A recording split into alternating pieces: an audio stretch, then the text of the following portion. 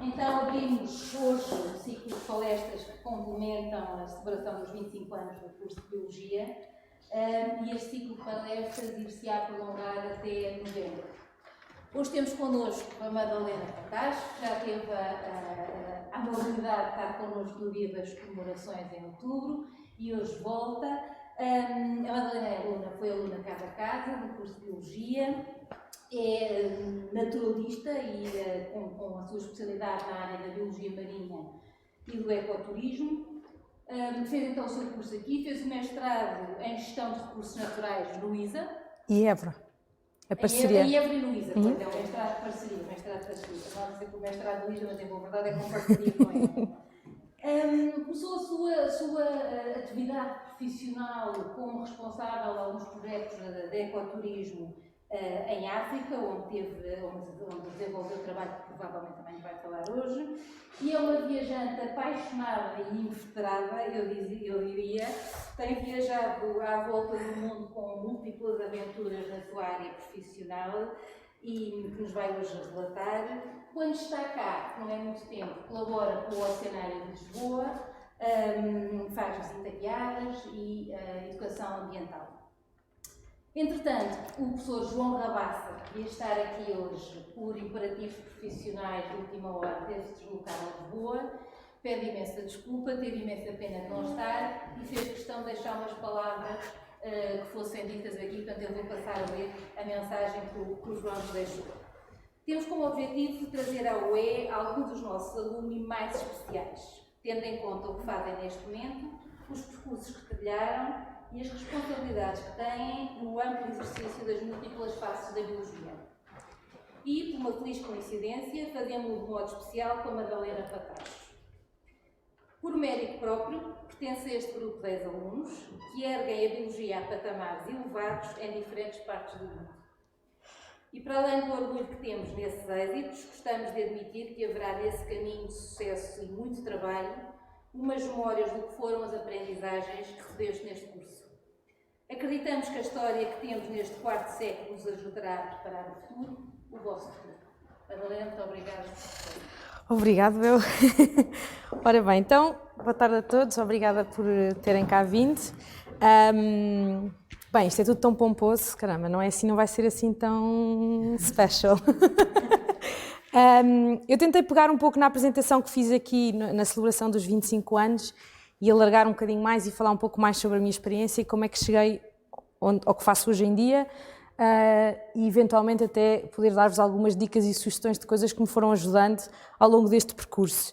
Para começar, e simplificando tudo muito, eu vim para a Universidade de Évora fazer Biologia Geral, não é? E SINES, uma coisa boa da Universidade de Évora é ser Biologia Geral, porque nós não tínhamos que escolher um ramo e depois podíamos escolher mais à frente as optativas, não era? Quando eu descobri a casa de SINES, achei que aquilo era uma boa sala de aula e que eu podia lidar com isto.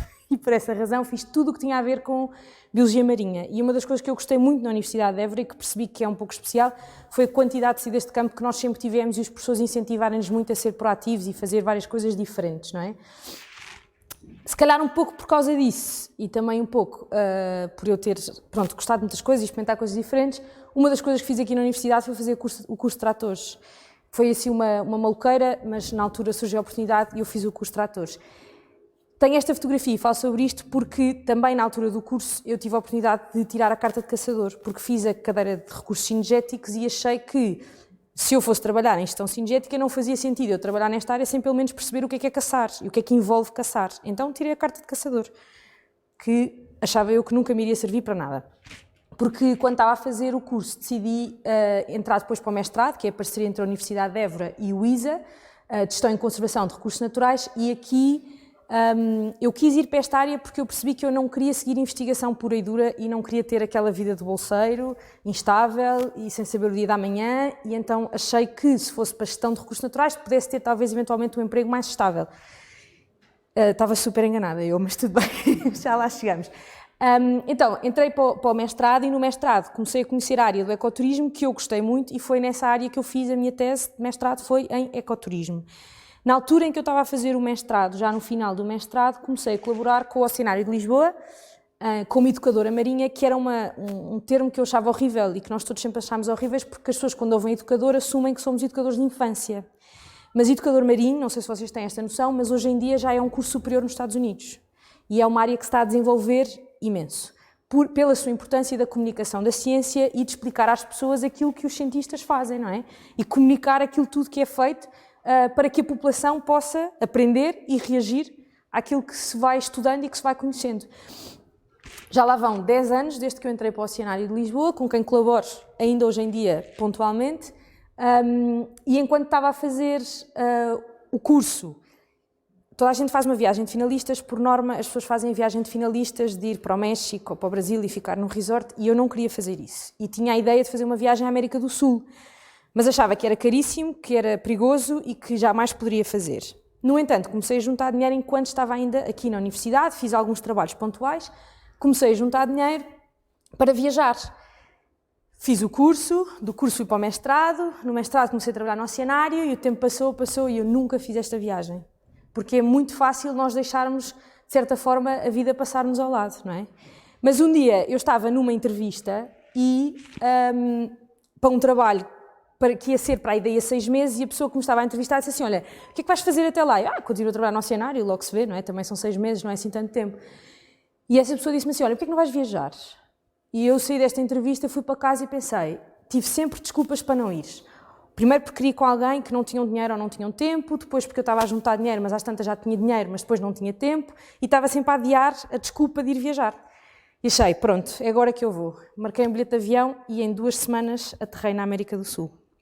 Tinha 60 dias para voltar ao aeroporto de Buenos Aires e não fazia a menor ideia do que é que eu ia fazer. Esta viagem foi pura exploração, eu não sabia onde é que eu ia, o que é que ia acontecer, sabia que havia sítios onde eu queria ir, ia tentar chegar, se ia lá chegar ou não, não fazia ideia.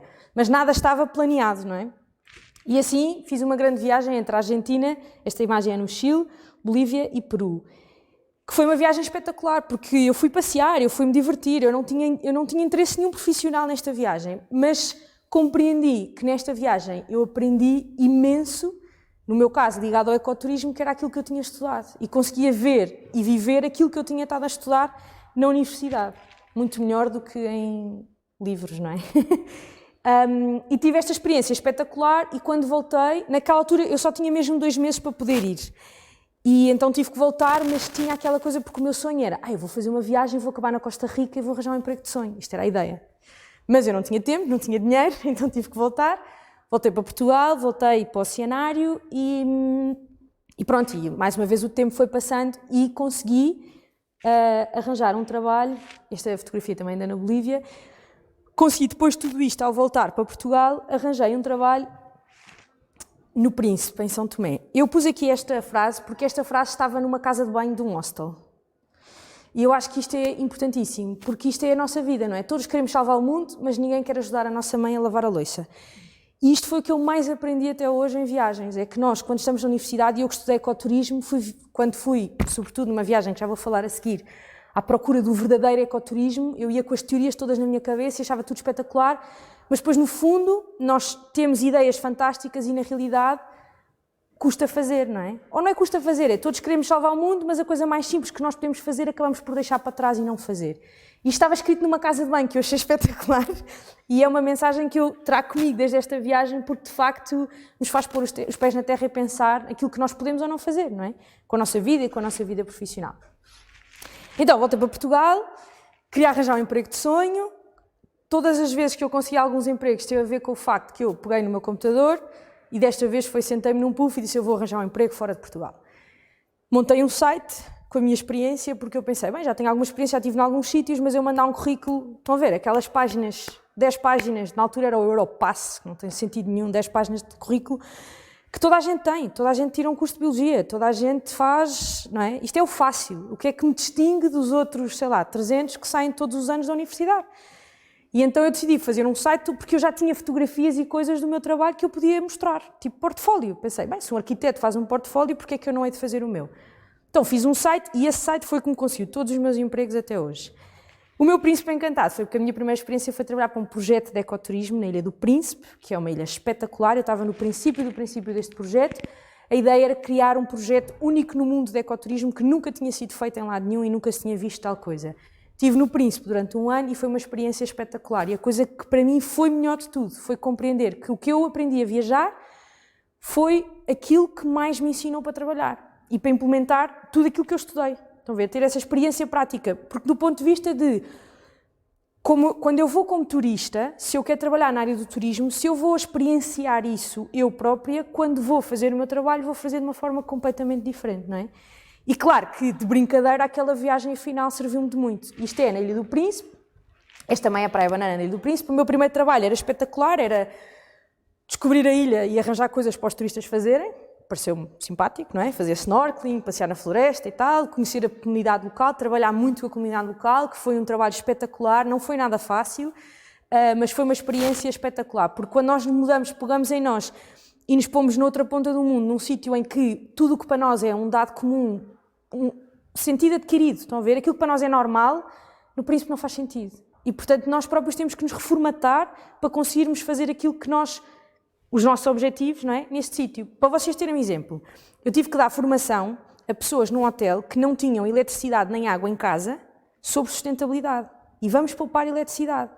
Eu dei por mim a olhar para uma audiência e pensar assim, really? Então eu vou dizer a estas pessoas que não têm eletricidade que vamos poupar eletricidade. No entanto, se nós darmos um passo para trás e pensarmos bem, eles vivem numa ilha pequena, os recursos deles são muito limitados e eles compreendem sustentabilidade muito melhor do que nós. Porque eles sabem que se eles apanharem a fruta toda num dia, não vão ter mais fruta. Portanto, sustentabilidade, eles sabem o que é. Não nos chamam sustentabilidade, mas eles sabem o que é.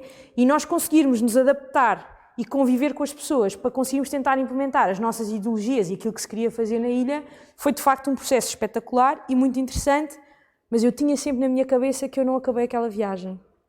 Eu não terminei aquela viagem e aquilo estava sempre aqui na minha cabeça e então eu, ao fim de 1 ano, terminei o meu contrato, os objetivos que tinha para fazer naquela altura, não renovei o meu contrato e disse, eu vou viajar. E vim para Portugal e disse, então agora vou fazer uma viagem de 6 meses na América Latina.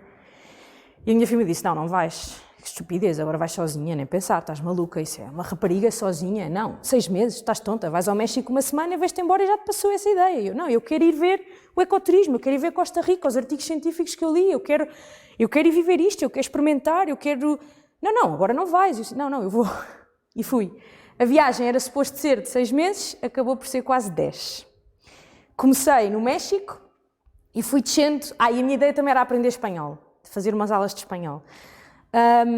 E então fui descendo desde o México, todos os países, por ali abaixo, pela Guatemala, conheci pessoas espetaculares, consegui ver coisas incríveis e, claro, ir a sítios inacreditáveis. Explorar ao máximo, aprender tudo e mais alguma coisa que eu pudesse. Tive possivelmente uma das minhas maiores desilusões, é porque se vocês algum dia estarem em ecoturismo, vocês vão ler imenso sobre a Costa Rica como um sítio fantástico de ecoturismo e na verdade é um sítio fantástico de marketing, porque na prática, vocês chegam lá e dizem, então onde é que estão aqueles projetos de ecoturismo? Não, tens ali um resort de surf se quiseres. Não, então mas e aquelas coisas tipo... Não, isso, há uns projetos de proteção de tartarugas, sim, mas pronto.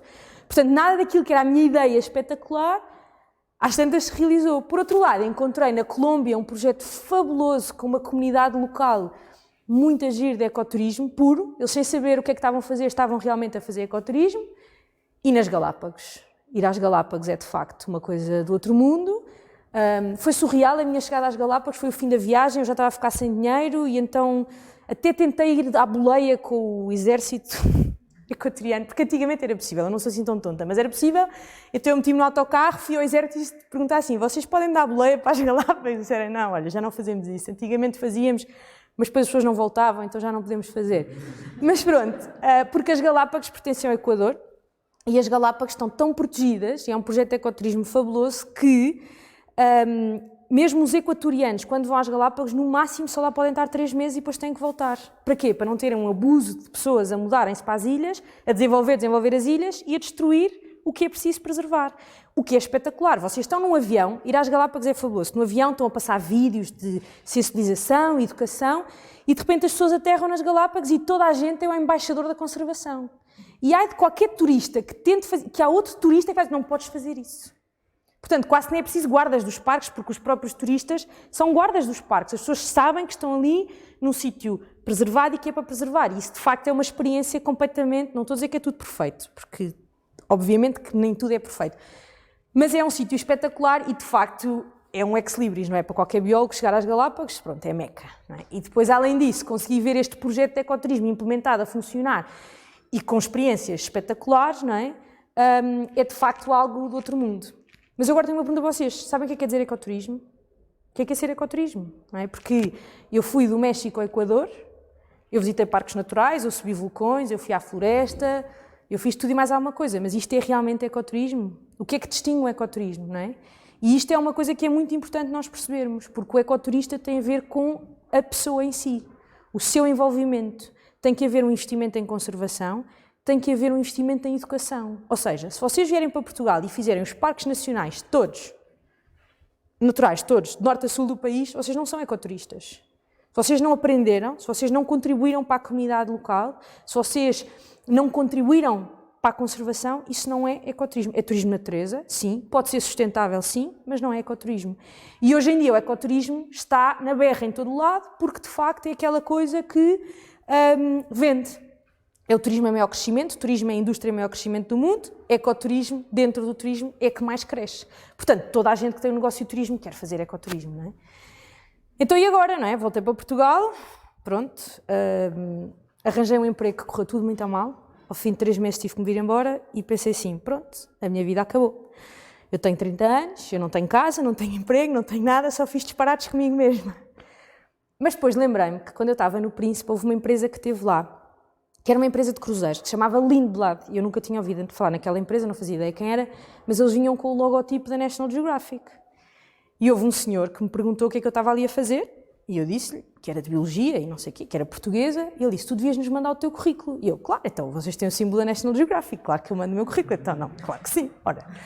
Então, nesse mesmo dia, eu mandei o meu currículo para eles. Só que a resposta que eu tive foi, o teu currículo é muito bom, mas nós contratamos pessoas com 20 ou 30 anos de experiência em determinadas zonas do globo. Vai ao nosso site e diz-me onde é que tens esta experiência. E eu pensei, really? Eu nem 30 anos tenho? E o meu pensamento foi, ele estava a mandar bugiar, educadamente, e pronto. E não pensei mais nisto. Nem sequer respondi a este e-mail. Passados estes anos, eu pensei assim, eu já fui a dezenas de países, eu falo 3 línguas, está bem, eu não tenho 20 anos de experiência numa parte do mundo, mas isto tem que servir para alguma coisa, não é? Então voltei a contactar esta empresa. Voltei a contactar, voltei a mandar um e-mail, levei 3 anos em entrevistas duríssimas, sempre a ouvir não, sempre a ouvir não, sempre a ouvir não, mas fui tentando, de vez em quando eles diziam assim, olha, agora não temos nada para ti, mas vai-nos dizer onde é que tu estás e o que é que estás a fazer. Eu, estou nas Galápagos, agora estou não sei aonde, agora estou não sei aonde. E de vez em quando ia dizendo, ia mandando um e-mail, mas sempre com muito medo, porque nós portugueses temos 2 coisas. Nós somos péssimos a vender-nos a nós próprios, porque achamos que é arrogância e que é prepotência, e nós não queremos estar sempre a insistir, não é? Então, se eu já mandei e me disseram que não, eu não vou dizer mais. Não é não. Só que as empresas com que eu trabalho hoje em dia são americanas, e não é charme. E pedir 20 vezes significa que uma pessoa está de facto interessada. Mas eu não fazia ideia que era assim, não é? Que o mundo profissional funcionava assim. Então e agora? Como é que eu pego nisto tudo e faço disto uma vida, não é? O que é que eu vou fazer? Em que é que eu vou trabalhar? O que é que eu vou fazer com tudo isto? Continuei sempre a insistir e às tantas, lá está, com o meu site, eu pus aqui uma fotografia de um dos primeiros sites que eu fiz, porque entretanto já fiz vários. E olhem, não gastei muito tempo nem muito dinheiro nisto, está bem? Isto é um Wix, que é gratuito e isto é super fácil de fazer. E então peguei no meu site outra vez, voltei a contactar a tal Lindblad, a tal empresa, e, coincidência das coincidências, nesse ano houve o ébola. E eles tiveram que cancelar as viagens em África. E vinham a Portugal, aos Açores, à Madeira, e a Portugal continental. Então, eu mandei-lhes um mail, calhou. Estava no verão a pensar assim, olha, não sei o que é que vou fazer da vida, vou-lhes escrever outra vez. Então escrevi, olhem, agora estou aqui e tal, pronto. E disseram assim, olha, vamos ter uma viagem aos Açores, tu achas que conheces os Açores e achas que conseguias fazer isto?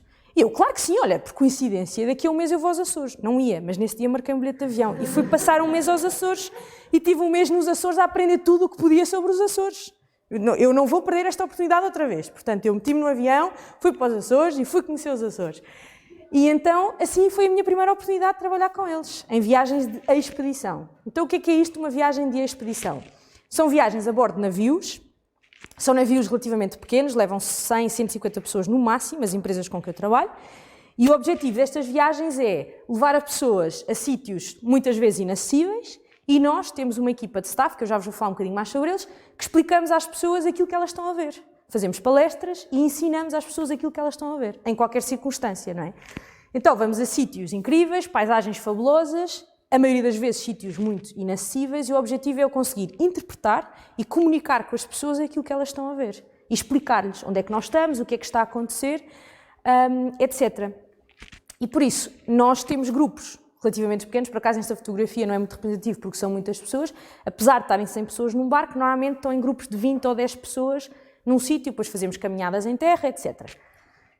E vamos explorando vários sítios diferentes do mundo, dormimos num barco, sim, é um cruzeiro, sim, pode-se dizer que é um cruzeiro, mas não tem uma discoteca, tem uma biblioteca, e não tem bingo night, tem lectures. Portanto, há pessoas assim, que lectures, eu vou de férias e vou entrar numa palestra, só que a ideia é nós sermos bons comunicadores da ciência e explicarmos às pessoas que temos que compreender, eles estão de férias, eles querem aprender sobre isto, mas estão de férias, não é? Portanto, nós tentarmos explicar e ensinarmos o máximo que pudermos sobre os lugares onde nós vamos. Claro que depois apanhamos fenómenos espetaculares, não é? Isto foi o ano passado na Groenlândia, eu estava na Islândia e fomos para a Groenlândia e tive que fazer um tour horrível de 3 horas até à 1 da manhã, nós acordamos por norma às 6 da manhã, às vezes mais cedo. 3 horas. E nem uma estrela eu vi no céu, estava com um melão, tive que fazer isto não sei quantas vezes para ir procurar a aurora boreal. Só que na Islândia o clima é mau, a proporção da aurora boreal para essas noites era muito bom, mas estava sempre encoberto, portanto nós não vimos nada, mas nós vamos na mesma, vamos sempre, nunca desistimos. E depois no dia a seguir chegámos à Groenlândia e apanhámos uma das mais fantásticas auroras boreais. Nós em Biologia não estudamos isto, mas eu tive que estudar e aprender para poder explicar às pessoas o que é que está a acontecer, não é?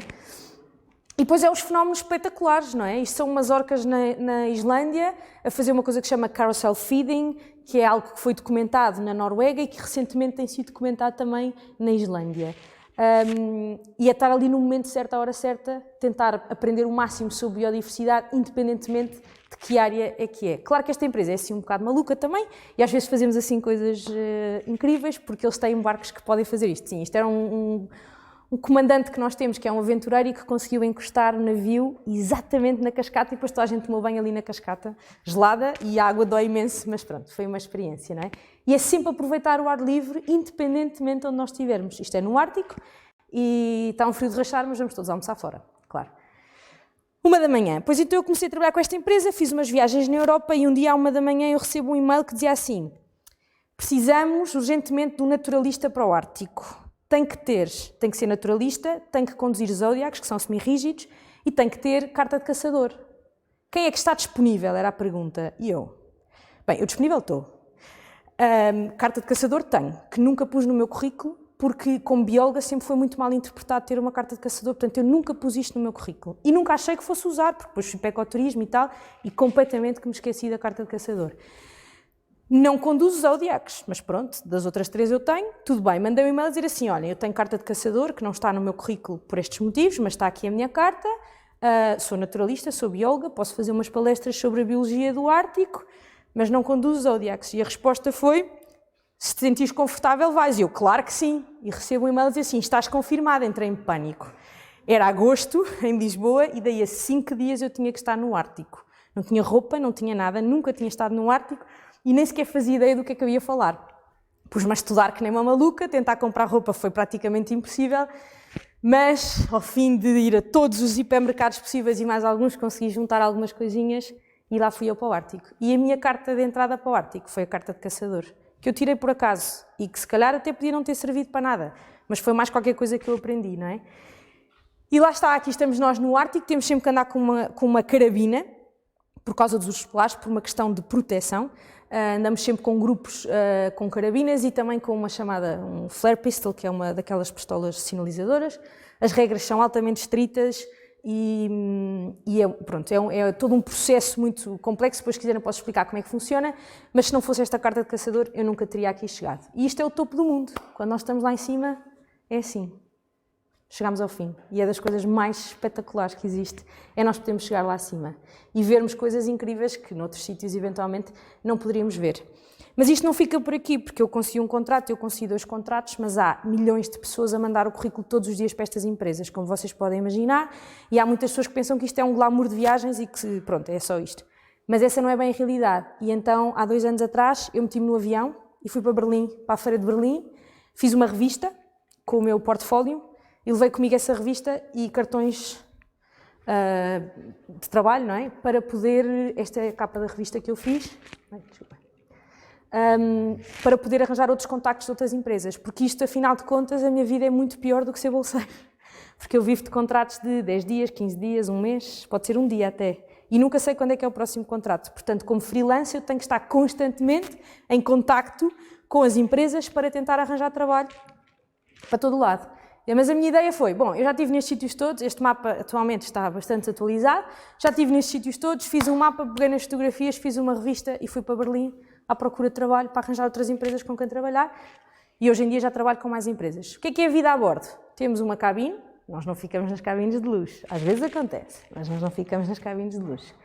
A nossa janela, quanto muito, é um chamado porthole, que a maioria das vezes está fechado por questões de segurança, e depois nós temos que saber tudo sobre os sítios onde vamos, e além de estar lá, temos que fazer relatórios, temos que fazer mapas, e temos que fazer várias coisas que depois os hóspedes levam para casa quando termina a viagem. Temos uns escritórios onde trabalhamos, que por acaso são as coisas todas das armas.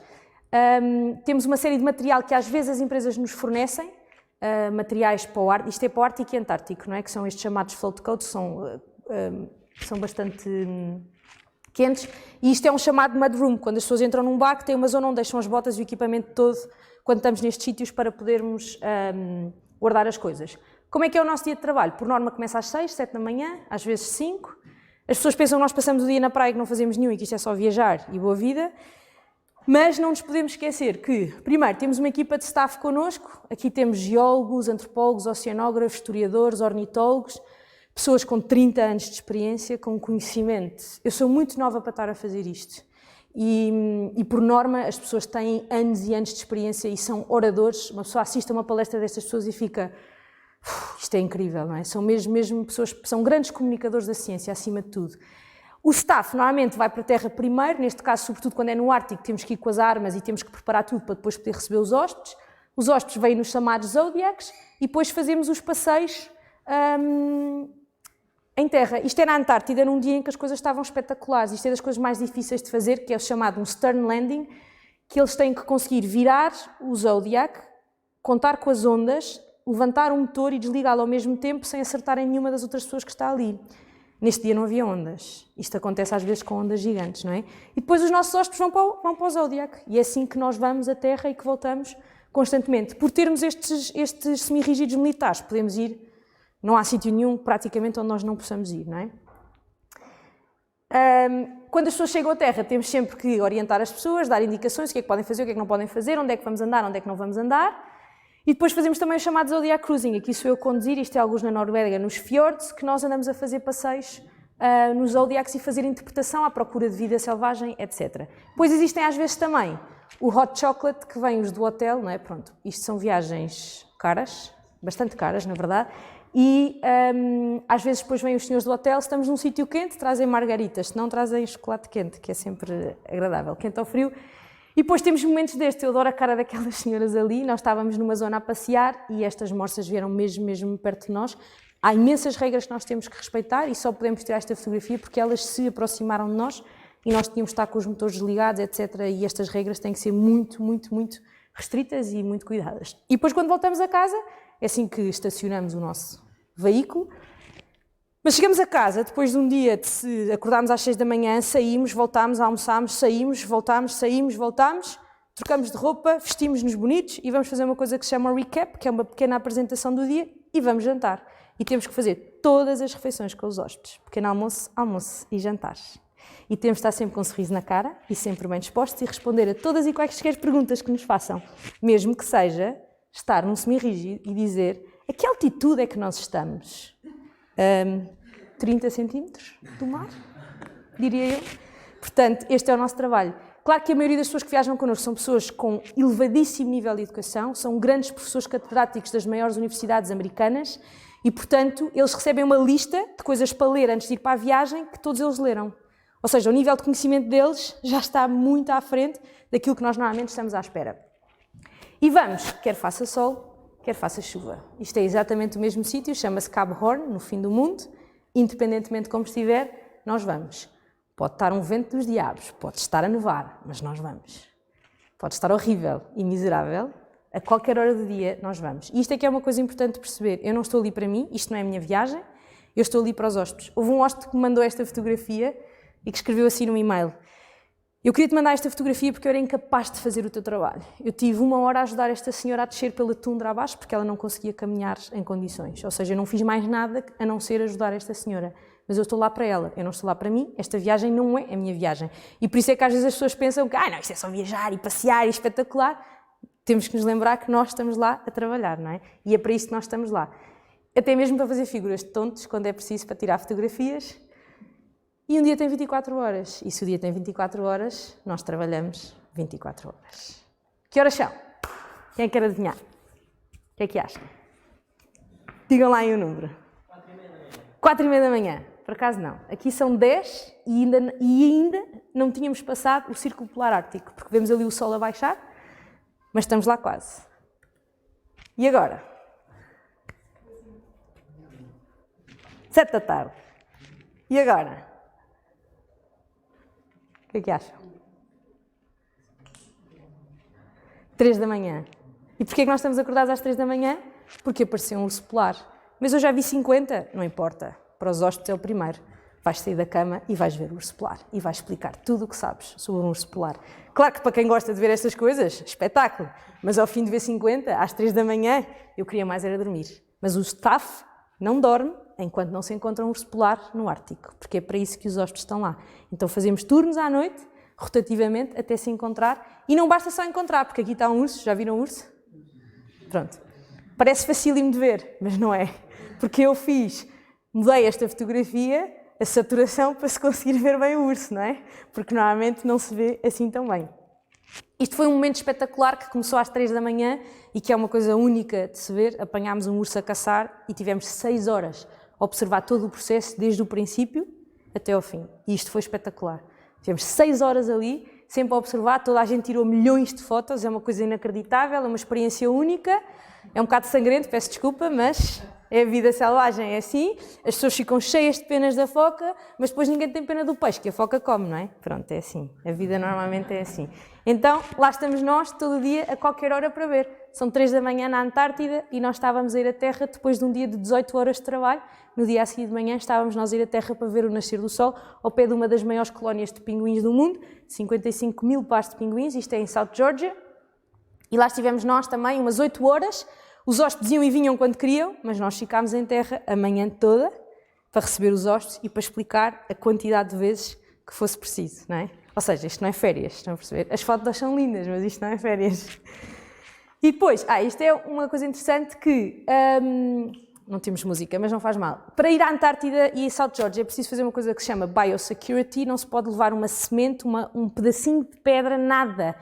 Tudo tem que ser investigado e inspecionado sempre que vamos à Terra e quando voltamos. Então isto é uma inspeção obrigatória, todos os hóspedes têm que trazer todo o equipamento que vão levar à Terra e nós temos que inspecionar, limpar e garantir que não vamos levar nada à Terra. E o mesmo quando voltamos, sempre que vamos e sempre que voltamos. Ali ao fundo é uma imagem, já vão ver um bocadinho melhor, é uma imagem de uma das estações baleeiras antigas da Antártida. Isto é assustador, eu não tinha noção que isto eram quase cidades, não é? Era onde se caçavam as baleias e era onde se transformavam todos os produtos de baleias. É incrível, eu não tinha noção que eram tão grandes e que eram tantas, para ser sincera. Mas pronto, nós sempre queremos ir à Terra, temos que fazer isto. A nossa empresa teve apenas 98% de aprovação porque uma das nossas hóspedes, num velcro do casaco, tinha uma fibra do tapete da sala. Para vocês verem quão exigente isto está. Porquê? Porque hoje em dia há milhares de pessoas a ir à Antártida e as restrições são cada vez maiores e cada vez mais difícil de poder ir. E lá estamos nós, a esfregar os sapatinhos dos hóspedes, para não levarmos nada para a terra, não é? De terra para casa. Isto são tudo pessoas com doutoramento, não é? Os senhores doutores estão ali todos a esfregar o sapato dos hóspedes.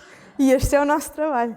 E quem diz isto diz outras coisas também muito interessantes. Por exemplo, a primeira coisa que nós fizemos, isto são imagens lá da Antártida, Primeira coisa que nós fizemos, quando chegámos à Terra, estávamos todos super contentes, chegámos à Terra, pusemos os pés em terra, estamos na Antártida, espetáculo! E o que é que estava o staff todo a fazer? A esfregar as rochas, para os hóspedes poderem vir à Terra em segurança, porque havia muitas algas e para não ser escorregadio, lá estávamos nós, eu depois filmei. Isto eu estava a explicar o que estava a acontecer, viemos à Terra, tínhamos ali uma série de focas à nossa volta, tínhamos vários pinguins, etc. E lá está o staff a preparar tudo para os hóspedes poderem vir à Terra e a esfregar as rochas, não é? E há sempre alguém que diz assim, então quantas pessoas aqui têm um doutoramento? E tudo bem a mão no ar, e que espetáculo, não é? Tiraste um doutoramento para esfregar o chão. É assim mesmo. Mas faz parte do trabalho, não é? Tudo faz um bocadinho parte do trabalho e é assim que funciona. Isto foi um dia que eu voltei para casa assim, ao fim de 18 horas de trabalho. E estava quase a morrer, mas estava tão feliz, porque nós chegámos a este sítio depois do jantar, portanto, tivemos o dia inteiro a sair. Na Antártida, normalmente, faz 4 saídas por dia. Saímos 4 vezes e voltámos, e ao fim da noite, a seguir ao jantar, fomos sair outra vez. Foi um risco, não sabíamos o que é que ia acontecer, sabíamos que havia algumas baleias ali ao pé, e fomos fazer um passeio de Zodiac. Ou corria muito bem, ou corria muito mal.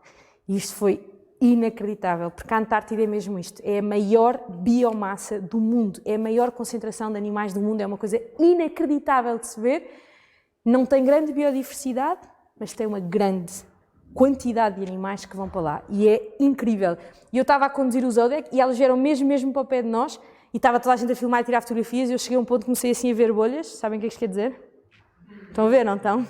E as bolhas a subir, e eu, sentem-se todos, vamos embora já. Eu não queria ligar o motor para não assustar, e elas é que vieram ter connosco. Nós estávamos com o motor desligado e parados. E à partida, elas não haveriam de nos fazer nada, não é? Mas ainda assim, este vídeo não é meu, é de um hóspede, porque eu estava a conduzir, portanto nem sequer podia tirar fotografias ou filmar, nem fazer nada. Mas basicamente, estão a ver as bolhas? Estão a ver ali o branquinho? Foi aqui que eu achei que era boa ideia irmos embora. E então, devagarinho fomos embora para não causar nenhum problema, nem nenhum distúrbio. Isto é o final da Antártida e faz parte, não é? O famoso Polar Plunge, dar um mergulho.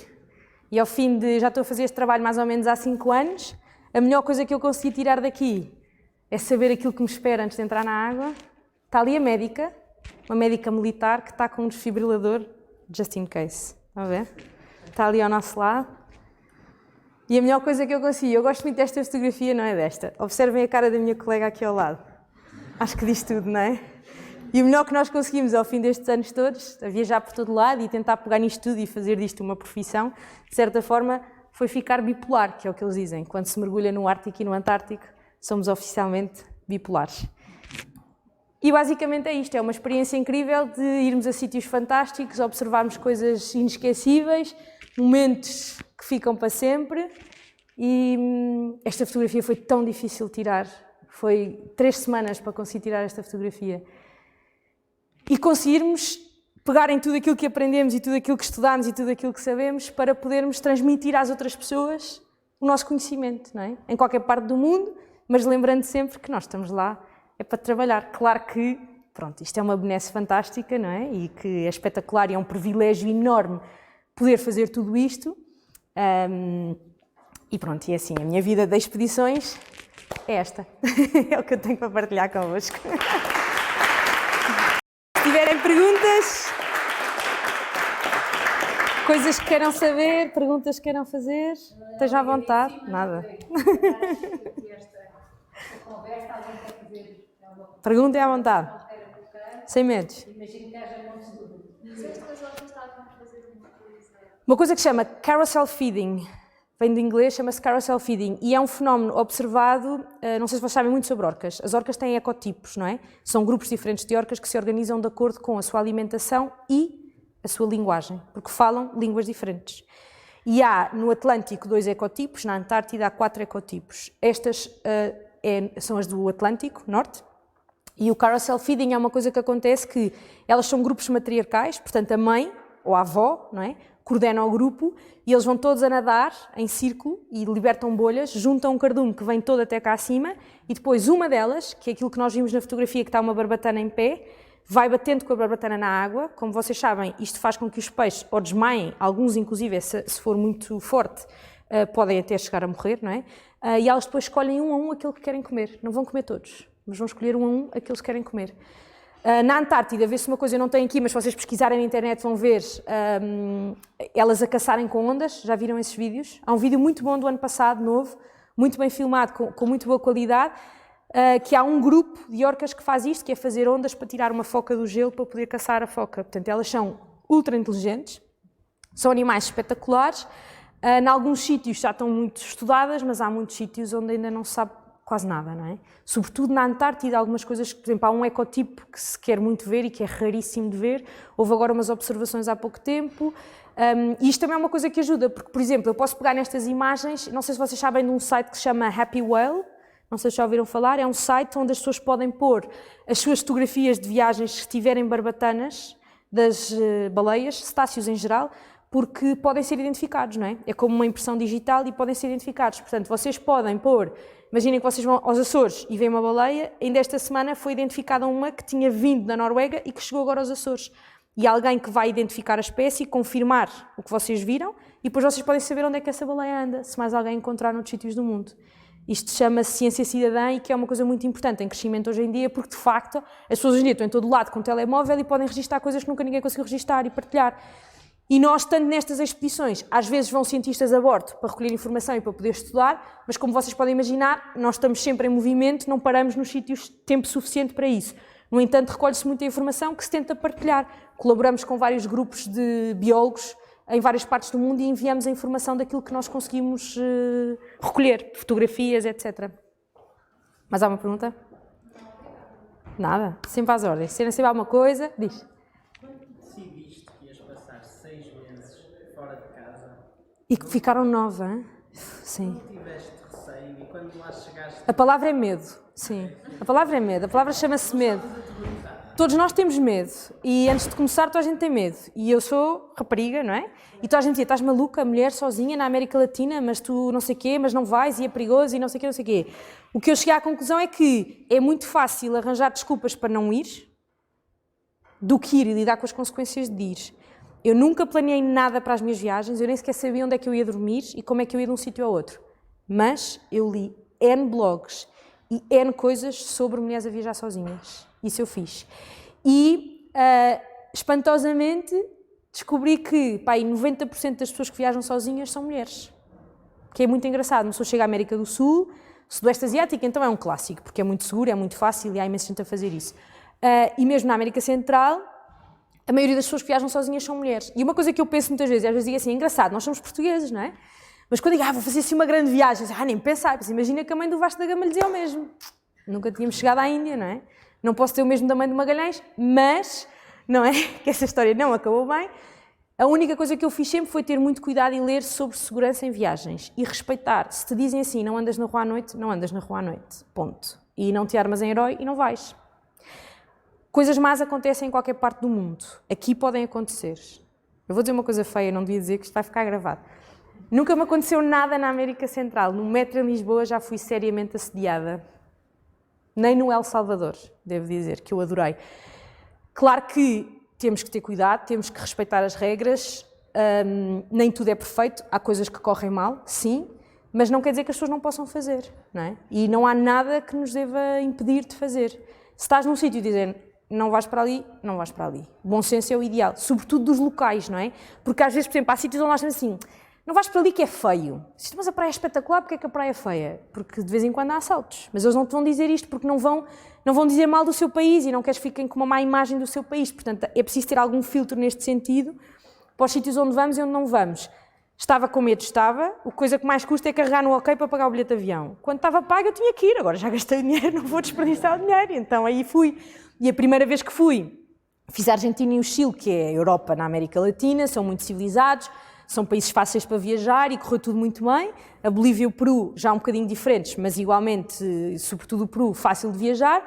A América Central é um bocadinho, digamos que mais hardcore, um bocadinho diferente, mas depois também tem a ver com a nossa predisposição de fazer as coisas. E atenção, que eu fui de mochila às costas e fiz viagens muito baratas, mas tomei banho todos os dias e fiquei em hostels e não fui acampar e não passei fome nenhuma, está bem? Que é uma ideia que eu não podia fazer isso, eu era incapaz de não tomar banho.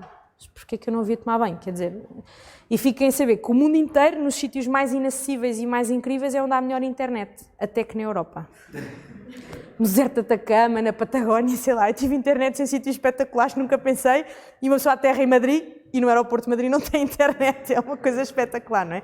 Ou seja, nós temos muitos preconceitos em relação às coisas, há coisas que nós devemos fazer e que devemos investigar e saber antes de ir, sem dúvida, e há que ter cuidado, sim, coisas podem acontecer, podem, evidentemente, mas aqui também podem, não é? E, portanto, é esse bom senso que nós temos que tentar jogar e tentar perceber, e não é tão caro como nós pensamos, e não é o fim do mundo. E olhem, foi na universidade que eu comecei a juntar dinheiro para ir. Eu tive um amigo que foi e que me disse assim, olha, gastei 2.000 euros, e eu, nunca na vida vou ter 2.000 euros. Levei imenso tempo a juntar, eu levei quase 10 anos a juntar dinheiro até fazer a minha primeira viagem, mas quando juntei dinheiro fui. Mas trabalhava aos fins de semana, nas férias, e ia juntando dinheiro, e fiz disto o meu foco, não é? Por exemplo, não gastava dinheiro em, sei lá, sair à noite às vezes, ou em roupa, ou... Não tenho carro, ainda hoje não tenho carro, precisava dizer, eu vim de autocarro de Lisboa, continuo a não ter carro, também agora estou sempre fora, não faz sentido ter carro, não é? Mas pronto, foram decisões, não é? Tenho amigos que compraram um carro, eu fui viajar. Pronto, são opções que nós podemos fazer ou não. E depois cabe a cada um. Sim, um preço de um carro novo dá para fazer volta ao mundo. Tranquilamente, sim, sim. Diga, todas. Minhas curiosidades, desculpa lá, vocês têm, não quero estar a falar. É o facto de estar sozinho numa coisa destas. Não só em termos de segurança, mas mais do que isso, é ver coisas magníficas e às tantas... Pois é, e depois estou lá sozinha, não é? E parece que o mundo é feito de... Antes de nós termos este síndrome de passarmos a vida assim, as pessoas falavam. E pediam umas às outras para tirar fotografias antes de termos aquele marvelous selfie stick. Nunca fiz nada sozinha. Os únicos momentos que eu passei sozinha foi quando estava no avião, a sair de casa e a voltar para casa. E havia alturas que eu dava tudo para estar sozinha e não conseguia. No entanto, eu ficava em hostels, ficava em dormitórios, para conhecer pessoas que também viajam sozinhas. Conheci pessoas na paragem de autocarro com quem depois viajei um mês. Conheci um espanhol na paragem de autocarro, no check-in do aeroporto, com quem depois acabei de dividir quarto nas Galápagos, porque não tínhamos dinheiro para pagar quartos.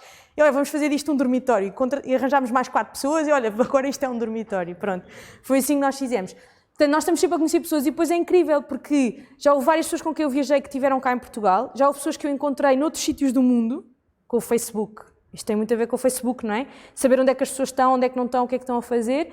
E já houve pessoas com quem eu voltei a viajar mais tarde e com quem eu voltei a estar e com quem falo regularmente, com quem viajei. E nunca fiz nada sozinha, nunca fiz. É um mito, é uma ideia muito errada nós pensarmos que se vocês forem para o hotel 5 estrelas, onde só estão casais em lua de mel, se calhar não vai correr bem, não é? Mas há tanta gente a viajar sozinha que isso é um mito total e absoluto, que na verdade não acontece. É difícil estar só. Aliás, a solidão não é o mesmo que estar sozinho, não é? Eu posso estar aqui e ter 3.000 amigos no Facebook e estar completamente sozinha e sentir solidão. Não é a mesma coisa. Eu estar bem comigo mesma e hoje em dia consigo fazer isto. Eu era incapaz de fazer uma refeição sozinho, eu era incapaz de ir para agora vou comer aqui sozinha, eu não era capaz de fazer isto. Eu levei livros para ler, eu levei diários para escrever, não li nem uma página do livro e não escrevi nada no diário.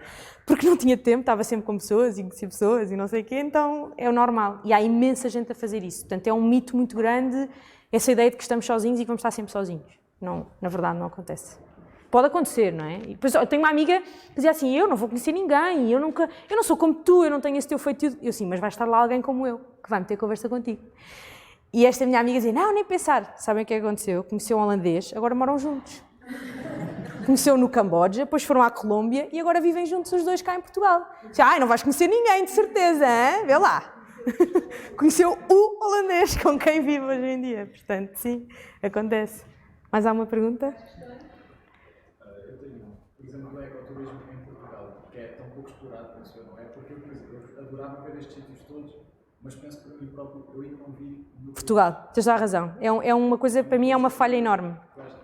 A nível, o que é que achas do futuro? O que é que eu acho do futuro? Olha, em Portugal aconteceu uma coisa interessante. Quando eu comecei a fazer a minha tese de mestrado, não havia ecoturismos em Portugal, havia para aí um ecoturismo em Portugal. Durante esse ano, que eu estava a fazer, durante o tempo de fazer a tese, mudou a legislação em Portugal e qualquer turismo que quisesse ser turismo de natureza tinha que ser reconhecido pelo ICN, que depois passou a ser ICNIF, não é? E no espaço de um ano surgiram cogumelos de ecoturismos em Portugal, porque as pessoas não podiam usar o termo turismo de natureza sem ser reconhecidos e corresponder às regras do ICNF. Ecoturismo em si, há alguns em Portugal com certeza que sim, há muitos que eventualmente são mais turismo de natureza, turismo sustentável, do que são realmente ecoturismo. Portugal tem um potencial enorme. Há anos que esta coisa de andas a viajar e estás fora e depois chegas cá e valorizas aquilo que nós às vezes não... Pronto, temos aqui sempre como um dado adquirido, não é? E nós somos um país espetacular por N razões, pelo clima, pela cultura, pela história que nós temos e a nossa própria biodiversidade, que nós estamos sempre a rejeitar, nós estamos sempre a pôr de lado e não valorizamos, nós não temos esta... Os americanos nisto são muito bons, não é? Eles são os melhores em tudo. Podem não ser, mas eles acham que são. E é engraçado, porque nós em Portugal temos muito essa coisa do não é tão bom como em Espanha, não é não sei o quê, mas é. E a prova disso é que Portugal neste momento está a dar grandes cartas em turismo. Eu pessoalmente às vezes incomoda-me um bocado, sobretudo vindo desta área e vivendo em Lisboa, numa zona histórica, custa-me ver que o nosso país poderia ter aprendido lições que Barcelona aprendeu e Londres aprendeu e Roma aprendeu e aplicar e não o estamos a fazer. E devíamos, mas que há um potencial enorme, há. Olha, eu quando estava a fazer o meu mestrado fui a uma reunião num dos parques cá em Portugal, falar com uma pessoa sobre... Estávamos no mestrado, tínhamos um grupo e as pessoas faziam imensa coisa e tínhamos aquela coisa de vamos fazer isto, vamos fazer aquilo e queríamos criar uma empresa para levar pessoas a conhecer os nossos parques, porque os nossos parques são espetaculares. Toda a gente nos fechou as portas, toda a gente nos dizia que não e que não era possível e que isto e que aquilo e o outro. Hoje em dia há imensa gente a fazer isto, ainda bem que há. Mas uma das coisas que me disseram e que é uma grande verdade, houve uma pessoa que disse assim, todos os anos há biólogos que chegam aqui cheios de vontade de fazer tours e ensinar as aves e fazer e acontecer. Todas as empresas falham por uma razão muito importante. Os biólogos, por norma, não têm formação na área da economia, finanças e marketing. E, portanto, nós podemos ser muito bons a identificar aves, mas temos que conseguir fazer a nossa empresa funcionar. E eu, na altura, começou a haver na universidade alguma abertura em relação a isto. Eu fiz ainda a cadeira de empreendedorismo e acho que hoje em dia vocês têm muito mais facilidade, não é? Em escolher cadeiras completamente diferentes e fazer coisas diferentes.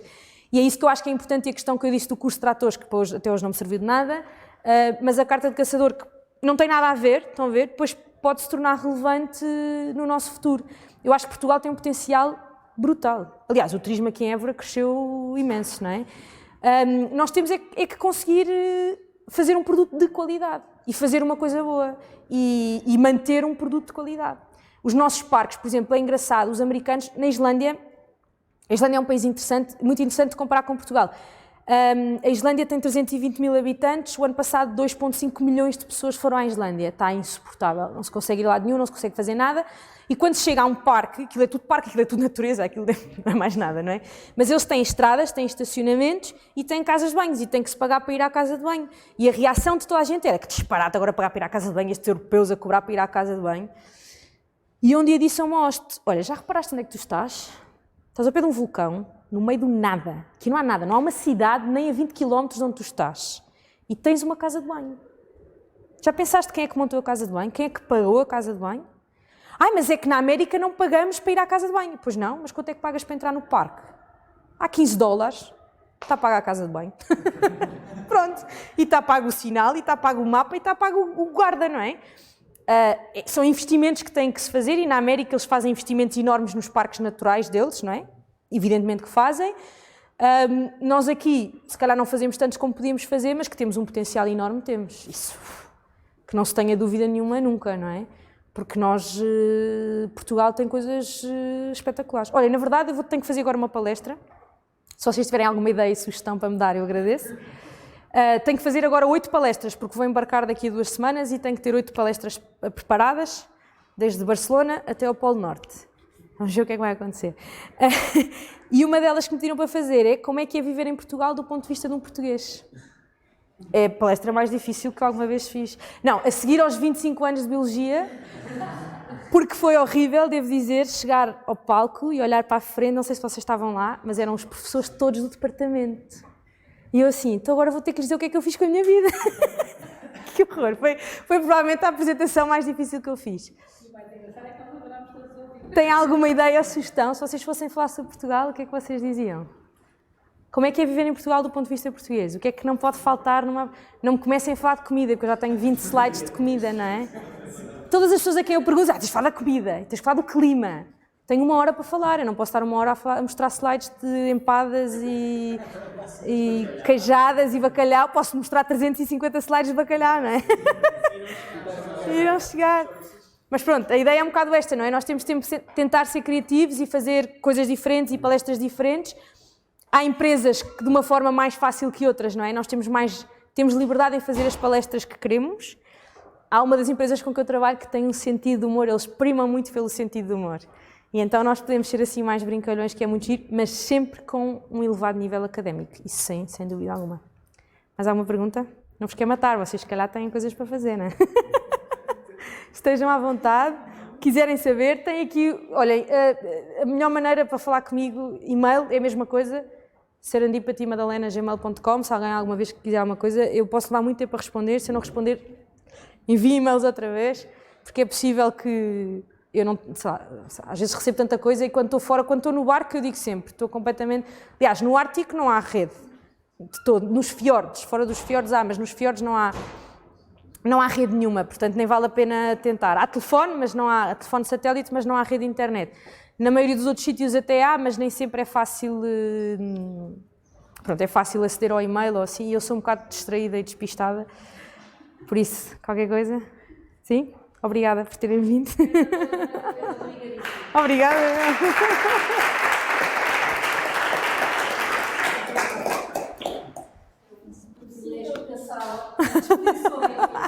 Sim.